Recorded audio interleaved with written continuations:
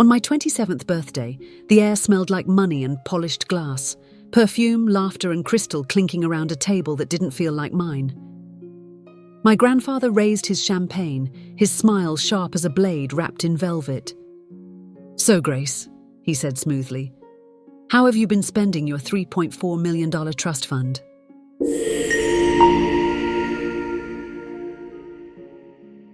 The room went weightless. For a moment I thought I'd misheard him. "What trust fund?" I asked.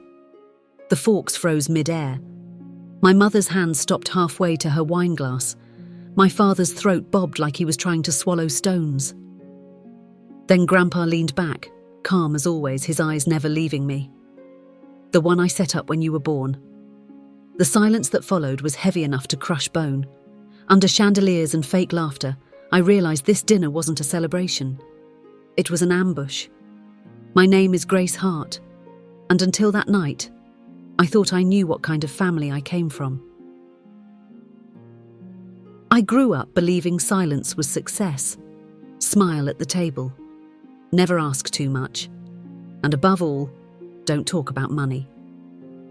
Now I lived in San Francisco, far away from their marble world.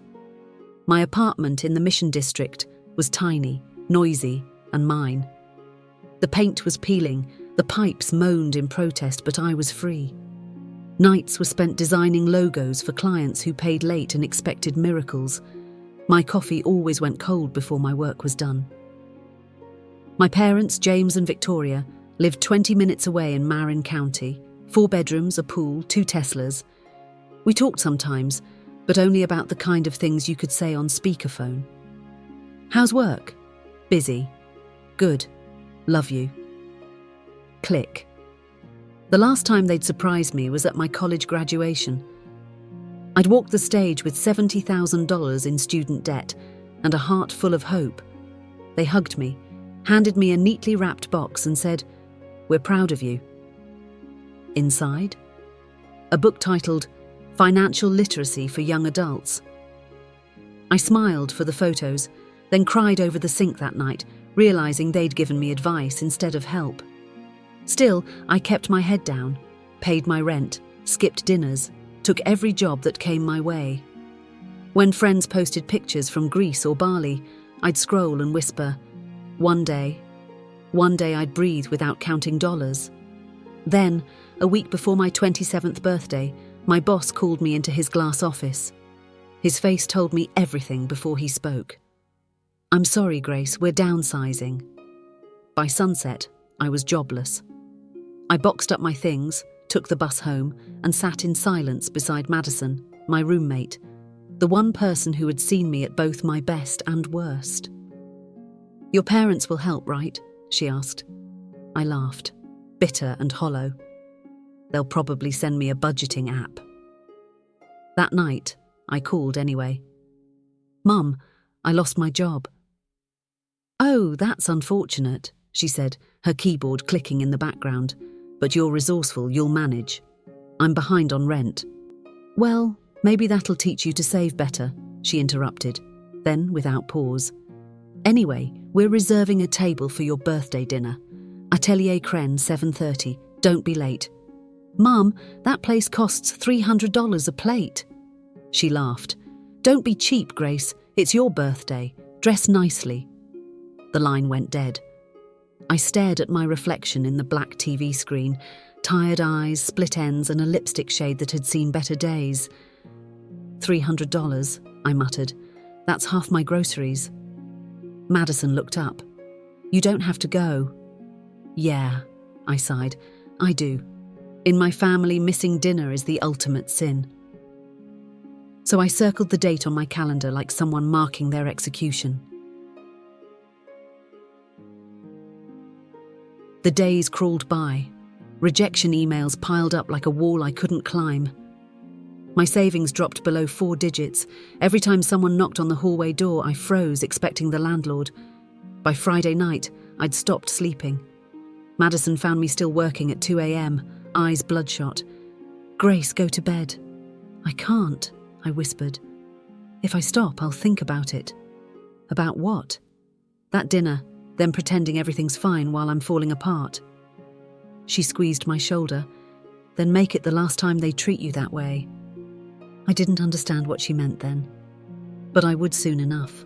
Saturday came sharp and cold. I stood before my closet staring at 3 sad options: faded jeans, a blazer missing a button, and a black dress from an old job interview. I chose the dress. It still mostly fit. On the bus to the restaurant, I watched strangers through the window, couples laughing, kids with ice cream dripping down their arms. They looked so effortlessly happy. Atelier Crène glowed with golden glass and whispered wealth. My parents were already seated, Mum in red silk, Dad in a navy suit that probably cost more than my rent. "Happy birthday, sweetheart," Mum said, air-kissing me. Her perfume burned my eyes. Dad smiled. "You look tired." "Lost my job," I murmured. He nodded, unmoved. "Happens to everyone. You'll bounce back." They launched into stories about Europe, their new Tesla, renovations for the guest bathroom. My words dissolved before they reached them. Then the door opened. Every head turned as my grandfather, Robert Hart, walked in. Tall, silver-haired, presents cutting through the noise like a knife through glass. "Dad!" Mum gasped. "What are you doing here?" "Celebrating my granddaughter, of course," he said.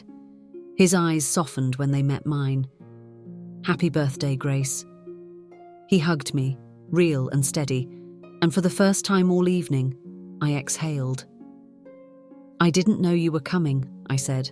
"I wouldn't miss it." He sat beside me, ordered whiskey neat, and made polite conversation. But there was something behind his calm, a weight I couldn't name. Then he raised his glass, the amber catching the chandelier's glow. "So, Grace," he said casually, "how have you been enjoying your $3.4 million trust fund?" The world stopped. "What trust fund?" Every fork froze. Mum's smile cracked like a porcelain mask. Dad's Adam's apple jumped. Grandpa's gaze didn't waver. "The one I created when you were born. Your parents were supposed to transfer it to you at 25. Mum laughed too quickly. "Dad, you must be mistaken." "Victoria," he said sharply. Her laughter died. He turned to the waiter. "Private room, now." Within minutes, we were ushered into a smaller room, untouched plates, champagne left behind. The air inside felt colder, thinner. Grandpa's assistant, Michelle, was already there, tablet in hand. Beside her stood a man I didn't know. "Michael Anderson," Grandpa said, "my attorney." "This won't take long," Grandpa added. "I just want clarity." Michael slid a folder toward me. "Miss Hart, this is your trust account. Initial deposit, $1 million. Current projected value, given investments, approximately $3.4 million. I reached for the papers. My hands trembled. "Projected value," he continued. "But as of this morning, the balance stands at $200,000. The room tilted. "200,000? Grandpa's voice stayed calm. "Explain."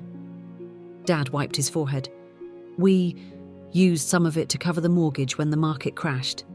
"Some?" Grandpa's tone sharpened. "That's over $3 million, James." Mum's clutch trembled in her lap. "We were managing it for her future. We didn't want her to waste it." I laughed, a sharp, ugly sound. "You mean waste it on rent? On food? On student loans?" "Sweetheart," Mum whispered, eyes glossy. "We only wanted what's best for you." I stared at her.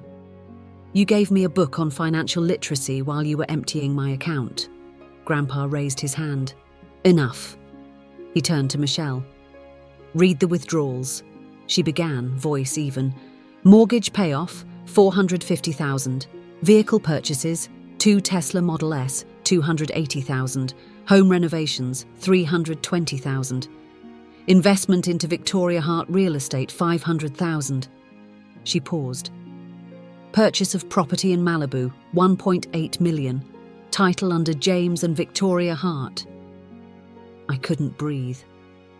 "A beach house," I whispered. It was an investment, Dad said weakly. It was theft, Grandpa replied, from your daughter. No one moved. Finally, Grandpa pushed back his chair. Give me the keys. Mum hesitated, then slowly pulled a small ring of keys from her purse. He slid them toward me. They're yours. 2 years late. The metal felt cold, almost heavy, as I picked them up. The weight of a stolen life returned. Please, Dad, Mum whispered, tears streaming. Don't do this. We're family. Family doesn't steal, he said. You'll hear from my lawyers tomorrow. They left the room as if gravity itself was pulling them down. The Grandpa turned to me. I'll have a full audit done, he said, but pressing charges, that's your decision. I stared at the keys. I need time, I whispered. Take it, he said softly. But know this, they were planning to run. Michelle found tickets to Costa Rica, bought 3 days ago. I froze. They came to dinner knowing it was goodbye, he added quietly. That night, I walked out of the restaurant into the fog and city lights, clutching the keys like evidence. When I got home, Madison sat waiting. I told her everything. She listened in silence, eyes wide. They stole from you, she whispered. Not just money, I said. Years. And right there, something inside me hardened. I wasn't going to scream or beg. I was going to take it all back, quietly. 3 days later, I was called to my grandfather's office, a glass tower slicing through San Francisco's sky. Michelle met me in the lobby. They're here, she said softly. Robert wanted you to be present. Both of them, she nodded. They came to negotiate. The elevator doors opened to a silence that hummed. My parents sat opposite Grandpa, looking smaller than I'd ever seen them. Sit, Grandpa said. No one spoke for a while. The only sound was the clock ticking on the wall. Finally, Dad broke. We didn't mean for it to go this far. We were desperate. Desperate people downsize, Grandpa said. They don't embezzle. Mum leaned forward, mascara running. We love her. We were going to tell her eventually. When? He asked. After you sold the Malibu property? Silence. Michael Anderson stepped forward, placing a stack of bank statements on the desk. The forensic audit is complete, he said. We've recovered approximately $2 million through asset seizures and forced sales. Dad's eyes widened. Recovered? Yes, through the law, Michael replied coldly. Michelle handed me a folder filled with photos, the Malibu house, luxury cars, jewelry receipts, cruise bookings. You should see what they valued more than you, she said quietly. My throat burned. This is enough to press criminal charges, isn't it? Yes, Michael said. Financial fraud and fiduciary breach, up to 10 years. Mum gasped. Grace, you wouldn't, please.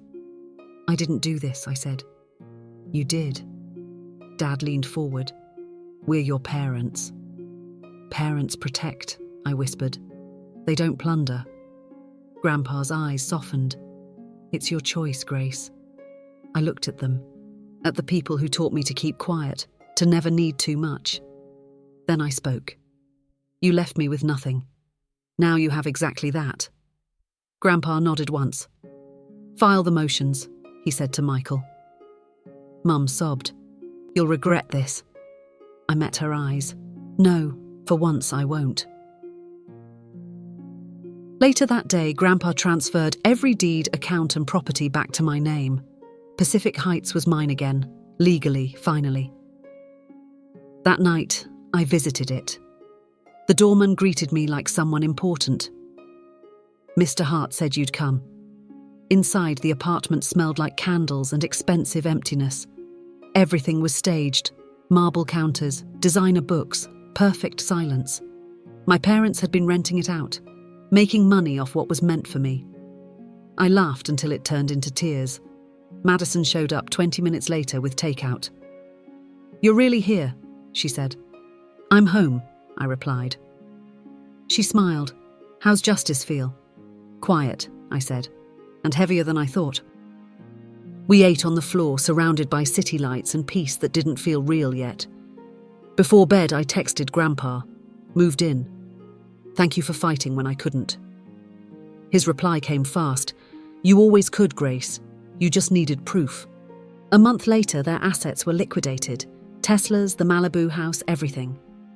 The court ordered restitution, $500 a month. Grandpa told me quietly, they're in a motel now. I didn't feel joy, just balance. I kept working, freelancing again, but this time with clients from Grandpa's circle. My bank accounts were full, but the peace I earned was richer. Madison came over every weekend to help me unpack, laugh, and breathe again. You could buy this whole building, she said once. I don't want more things, I told her. Just more peace.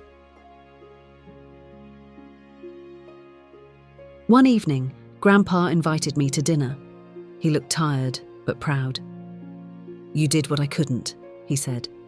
You drew the line. You taught me how, I said. Driving home, I passed the restaurant where it all began. Through the glass, people were laughing, toasting, unaware how fast families can fracture under greed. I didn't stop. Some stories don't deserve revisiting. I learned that blood doesn't guarantee loyalty. My parents stole my future and called it love. But I took it back, piece by piece, quietly, completely. Now when I look out over the bay, I don't see what I lost. I see what I rebuilt. If you've ever been betrayed by the people you trusted most, remember this. You can start over, stronger than before.